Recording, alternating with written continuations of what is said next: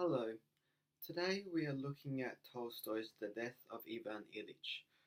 I think this reading links back really nicely to the earlier readings we looked at in this course, particularly the British Romantics and German Romantics.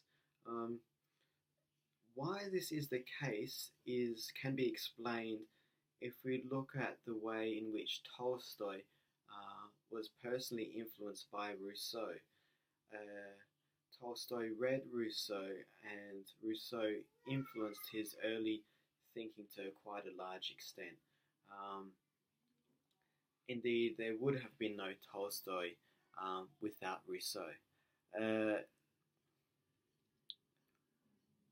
that comes out both in Tolstoy's personal life and personal traits, including things such as a disregard or dislike of civilizational norms and requirements, or the artifices and pretensions of high civilization, and indeed civilization in all its guises, except for perhaps the peasantry which he idealized.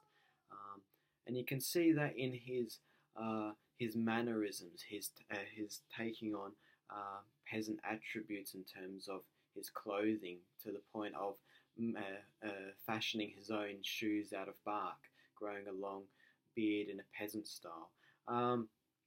So that rejection of the high, in a way, the kind of the formal rejection of the high civilizational culture of of the Tolstoys, Count Tolstoy, the part of the highest rank of a aristocratic Russian society, moving in the society of the Tsars, and then at a personal level, trying to discard that can be explained to a certain extent, to a large extent, by the influence of Rousseau. The same influences that underpin the British Romantics that we looked at earlier in this semester. So yeah, I think in that sense we can find a link between Rousseau, the Goethe readings, and the earlier work on the British Romantics. So while we span the whole geography of Europe from west to east, all roads lead back to Geneva in a certain sense. So, and that comes out in the characters too. I mean, towards the end of this novella, when Ivan is lying on his deathbed, it is the peasant who stands by his bedside, holding his legs up all night, and then having to go out to work in the morning, who doesn't complain. Whereas his friends and colleagues, when they find out about his death, they are jostling for positions and considering how his death might lead to career opportunities for them. So pay attention to that. It's no accident that the only real character that comes out in a highly positive sort of way is really the peasant servant at the end. So that's I think that links quite nicely to some of the earlier poems that we've been looking at this semester, and rejection of middle class conventions and urban life and an industrial revolution and all these kind of things. There's also another important idea that comes out in this novel, and that is the idea that we don't really know ourselves as well as we think we do. And in Tolstoy's sense, this is explained in kind of with the Christian idea of the inner person, that within us there is this you might want to think of it as a little person, a little stranger inside of us that we don't know. That is our soul. Um, we are caught up, with the concerns of ourself or subject or our ego, and our ego and day-to-day concerns takes up all our attention. In the meantime, there's this little thing inside of us, the soul, that goes completely unnoticed, and it has its own development. And if we don't attend to it, that development can be positive or it can be destructive. And Tolstoy is playing on this idea of the outer and the inner cultivation or development. And there is a central theme of redemption going throughout this novella. So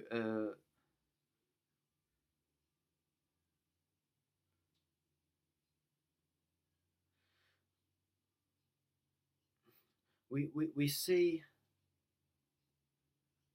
that Ivan is not a nice character, not a likable person, and most of his life is his particular character wasn't something that we would consider heroic at all, and that's another interesting aspect of this. And it was only by the tragic circumstances of his illness and his injury and ultimate death that an element of redemption was able to occur, and that Ivan was able to see through the external world to that inner world of his soul and his inner development, and a kind of almost a moment of miraculous insight which enabled him to transcend his external condition. So from his external point of view, I mean, he was Ivan was a kind of man about town, man at the club, womanizer who eventually gets married, doesn't really like it, has children, kind of absent father, doesn't really care for his kids, and after he gets his injury, and sees his life slipping away from him, he perceives that his life was one big decline, one big movement downhill, from the heights of his kind of childhood, to schooling which he didn't like, to a career which he disliked even more, and to the drudgery of marriage and family life that he wasn't suited to, and then eventually the injury and it kind of all went downhill like that. So there is that downward external slope that I think Tolstoy captures in a very beautiful passage. Here I'd like to read that. Marriage, so casually entered, and disillusionment, and the smell that came from his wife's mouth, and sensuality, hypocrisy, and that deadly work of his, and those worries about money, and on for a year and 2 and 10 and 20, and always the same, and the further he went the more deadly it became, as if I was walking downhill at a regular pace, imagining that I'm walking uphill. That's how it was. In the eyes of the world I was walking uphill, and just to that extent life was slipping away from under me, and now it is time to die. So, in a sense of his ego, he perceived that his life became less enjoyable and less fulfilling, as paradoxically everyone was looking at him and seeing his life getting into shape, getting a better position. He finally gets a position that pays enough for him to look after his family, to this kind of sort of a socially upwardly moving, ambitious, status climbing society that he wanted to belong to, or that he did belong to. Um, uh, so there was that aspect. Uh, and just as he finally gets the job, buys a nice house, starts to decorate the house in the way that you expect all people of that particular class to decorate their house accordingly. He decides to do the right thing. He doesn't like the way one of his servants was hanging a curtain, so to he decides to climb the ladder and do it himself. Um, and and from this sort of little action, he falls down, he pokes himself on the side, and he initially thinks, well, that's nothing, it's just a little accident, but I'm healthy, I can shrug it off, kind of thing. But from this little incidental event, the whole narrative turns. Because it turns out that this little fall and this little prod on the side caused some sort of internal injury that we're not really sure of, but that ultimately became serious and led to his mortality not long after. Symbolically, this is crucial because Tolstoy is playing here with the comparison of the character of Ivan with the character of Christ, of Christ, in that Jesus was speared on the side, and that sort of injury is paralleled with the character, the highly flawed character and highly detestable character of Ivan. So we see how one level our Lord Jesus Christ is presented as a figure that enables the character of Ivan to be viewed. And this sets the scene for Ivan's redemption, this kind of Christ-like injury to his side, his deathbed, his wallowing in his own self-pity and agony and all of this.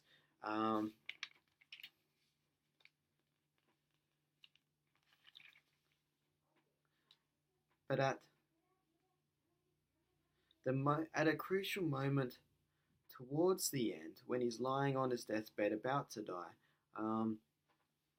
there's a moment in which his internal self takes flight from this, and that he becomes conscious of his soul in a certain sense, and that enables a liberation from external realities and external suffering in a way that allows him to find peace in death. And I think that scene towards the end of the novel is also presented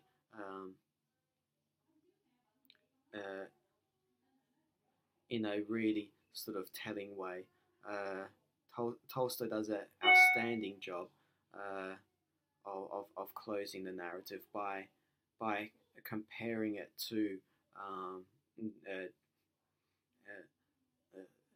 Jesus dying on the cross as well.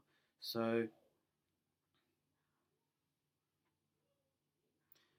and it's in that final moment that he kind of ceases to be self-centered and to consider himself alone, and now starts to consider the family around him, his wife and his children. And there's that moment of realization that there are other people around. That kind of frees him from his self. So let me read the final section. Yes, I make them unhappy, he thought. They are sorry for me, But it will be better for them when I die. He wanted to say that but didn't have the strength to utter it. However, why say things? One must act, he thought. With a look to his wife, he pointed to his son and said, "Take him away. Sorry for him and for you."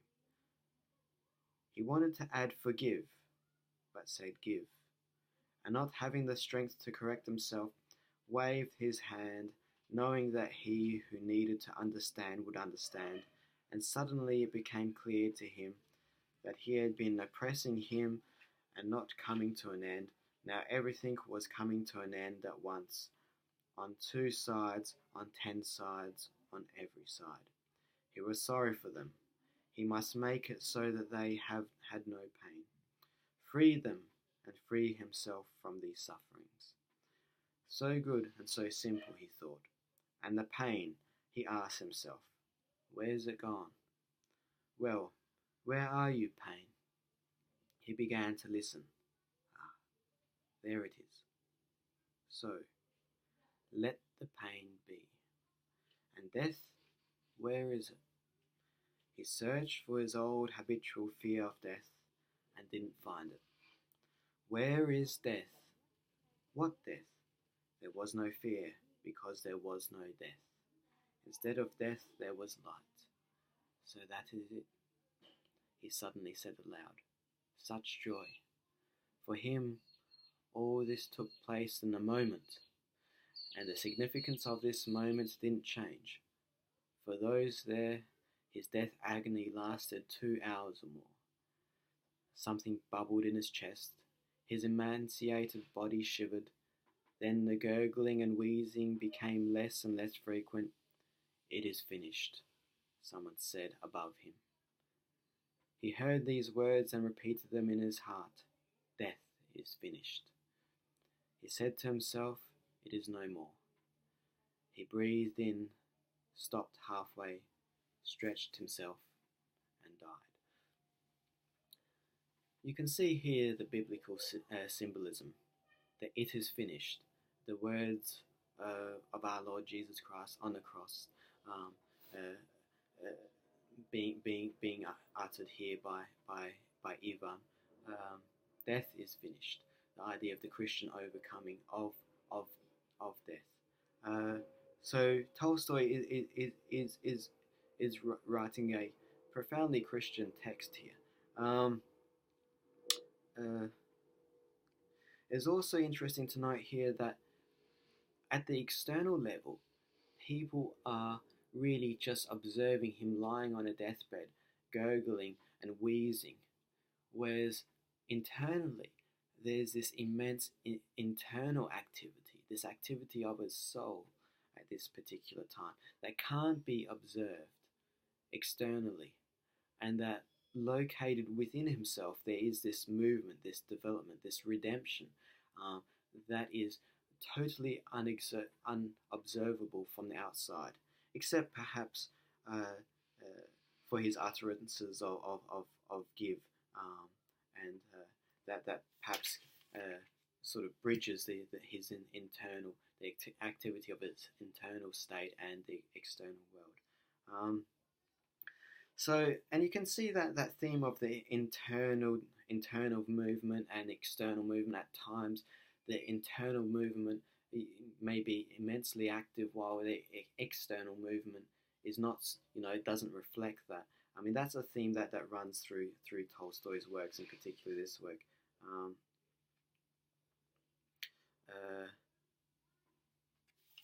Also, the idea of communication, that it also comes out. Sometimes there are moments when our soul, our spirit, comes out in the external world in which does not correspond with the descriptive or communicative language of our utterances. That those moments when our soul speaks through words are often have a completely different meaning, or have an innocuous meaning. We can see that when he's one moment when he's lying on his bed ill, and there's still that facade, that kind of play, that acting around him, in which people are pretending or or acting as if he will recover, that this is just a momentary illness that he will recover from. And for everyone's sort of, perhaps you could say, psychological health, they are acting as if this event is not as serious as what it is, knowing deep down that this is indeed his deathbed. And Tolstoy gives a sense of this when he writes, his expression when he's talking to, when Ivan is next to his wife, his expression when he said yes was terrible. Having said that, yes, he looked at her straight in the eyes, and with unusual strength for his weakness, he turned himself face down and cried, "Go away, leave me." That yes, that kind of completely having a meaning that goes well beyond the mundane sense in which he was uttering yes. What he was uttering, what his soul was saying here was not the yes of a reply to a question, yes or no, but a kind of affirmation of his impending departure. This kind of breaking through in this one word of the act, the scene, the play going around him, the facade of the hiding what is most evident, that communication between souls happening at this moment. So at one level, there's kind of a mundane conversation going on, where people are ignoring the obvious, and then there is a deeper level of communication going on here, where something is rupturing through and breaking the external attempts to create a comforting and hospitable environment by that by allowing death to rear its head, as it were.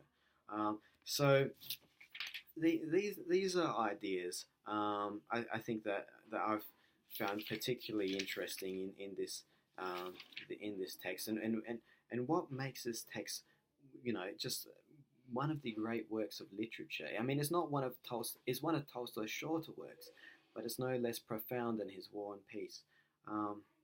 We can see here this other quote a little bit earlier. Tolstoy writes, "When he calmed down, he not only stopped weeping, he stopped breathing, and became all attention, as if he was listening not to a voice speaking in sounds, but to the voice of his soul, to the train of thoughts rising within him." There we go. So this idea of an external voice, external communication, the play acting that we go through every day. We can see that also in Chekhov and Chekhov dramas that we looked at the previous week. And then this internal voice, this quiet voice, this internal voice of the soul, that has a very, very long intellectual pedigree in the Christian tradition. So that Tolstoy is drawing upon. So read this, pay close attention. It's a short work, but one of the great works of Western literature and world literature indeed. So thank you.